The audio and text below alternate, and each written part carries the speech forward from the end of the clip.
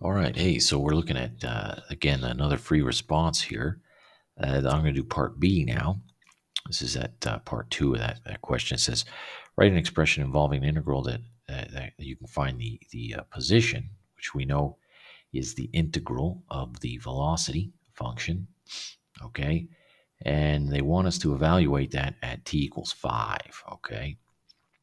And so what we can do here is we can say, all right, our s of t is the integral, okay, of the function v.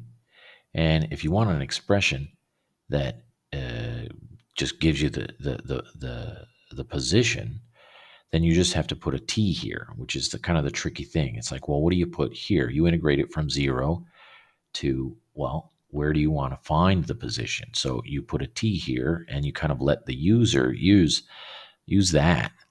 You let the user of the equation decide on this later, okay? And then you need a dummy variable, x. You can't put a t here, so you need a dummy variable, x, okay? So you kind of need to switch these t's out for x's. Otherwise, you're going to end up, uh, you know, with, an integral with a t and another t in it, right? So you don't want that happening. Now, where does this 10 come in?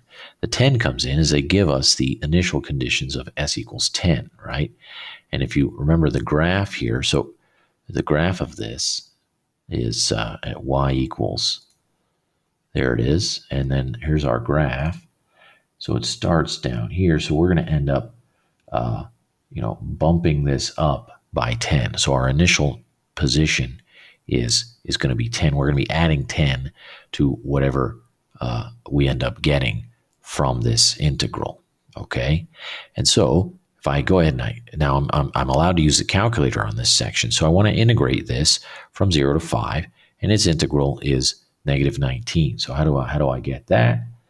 Going back to here, you just go to math, and you go down to integral, f integral. Okay, so I don't want that though.